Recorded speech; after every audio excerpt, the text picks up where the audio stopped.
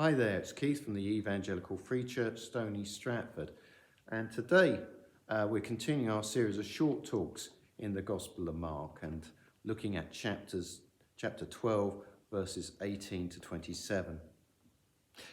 Now, the last time we met Jesus, he was debating with the Pharisees and the Herodians over the question of taxes.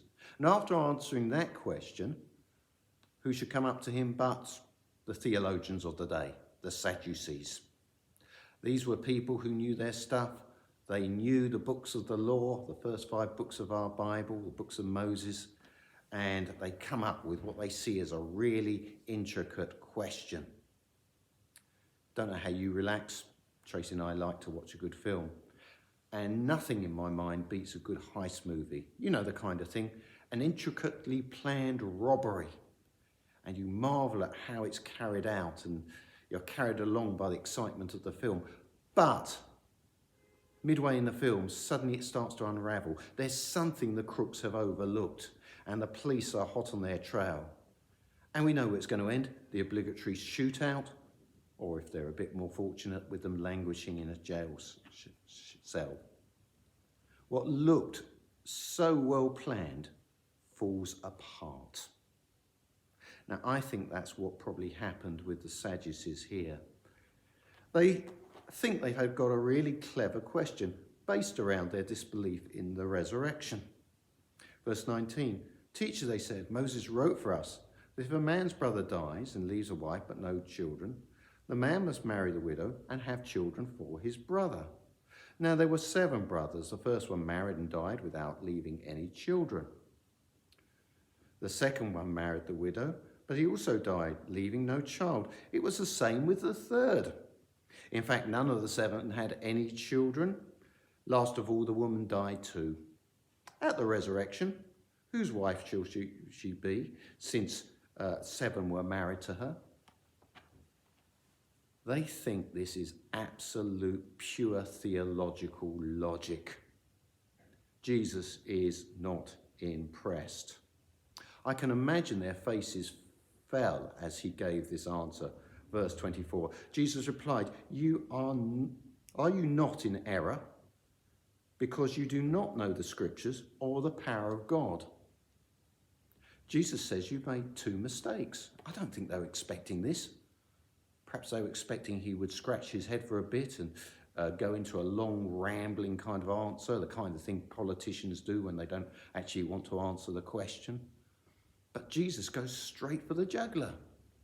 2 things. 1, why would you apply an earthly situation to the resurrection?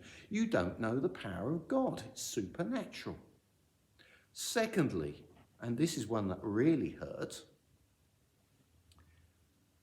he attacks them using the scriptures they knew so well.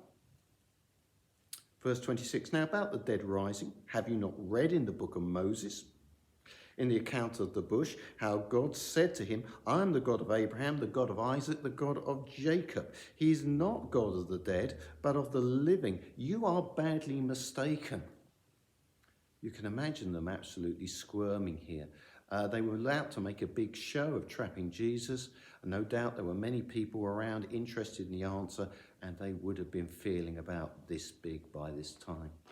Because Jesus goes to their scriptures, the scriptures they know and the scriptures they love, and he says you do not understand them, and he shows why. You see, God made promises to these people. He was going to make other promises later to Moses. And the point is, a promise cannot be fulfilled if the person is dead. Notice he says, not I was the God of Abraham, Isaac and Jacob, but I am.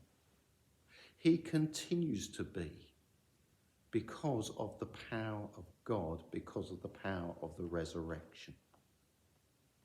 God will be seen to fulfill his promise, and you can't do that with dead people. How are we to understand this? Well, Paul, when writing to the Corinthian church, writes this. Verse 54 of 1 Corinthians 15. When the perishable has been clothed with the imperishable and mortal with immortality, then the saying that is written will come true. Death has been swallowed up in victory. Where, O death, is your victory? Where, O death, is your sting? How is this possible? Well, quite simply, through Jesus. Verse 56, the sting of death is sin, and the power of sin is the law. God's law. We can't live up to it. We fail, so we sin. We fall short of his mark. But here's the good news, verse 57. But thanks be to God, he gives us victory through our Lord Jesus Christ. Through Jesus, through the cross, we can be forgiven. We can be freed from the law. The law is God's perfect standard. We can never live up to it. But Christ has taken our punishment. He became sin for us. So we are given God's righteousness. That's a promise found in 2 Corinthians 5:21. That is how we can be made right with God. And that is how we are raised. And God fulfills his promises to us. Thank you for listening.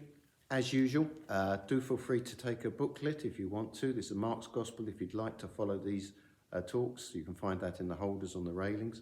And again, also, we've been giving them away over Easter. Another free booklet, The Real Jesus. A lot of people have misconceptions about Jesus, stuff they picked up from Sunday school or over the years or stuff they've forgotten. 10-minute read, and it will be great for giving you an idea of what Jesus is all about. Again, find it on the railings at the front of the church. Thank you for listening.